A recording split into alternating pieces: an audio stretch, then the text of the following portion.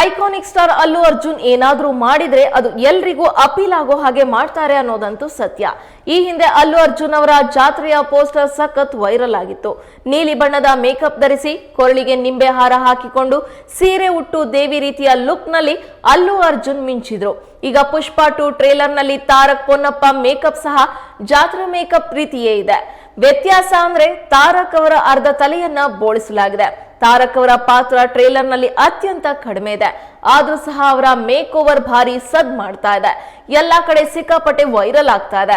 ಕನ್ನಡ ಚಿತ್ರರಂಗದ ನಟ ತಾರಕ್ ಪೊನ್ನಪ್ಪ ಅವರು ಕನ್ನಡ ದೇಶದೊಳ್ ಅಜರಾಮರ, KGF, ಯುವರತ್ನ ಇನ್ನೂ ಕೆಲವು ಸಿನಿಮಾಗಳಲ್ಲಿ ನಟಿಸಿದ್ದಾರೆ. ಜೊತೆಗೆ ತೆಲುಗಿನ ಕೆಲ ಸಿನಿಮಾಗಳಲ್ಲಿಯೂ ಅವರು ನಟಿಸಿದ್ದಾರೆ.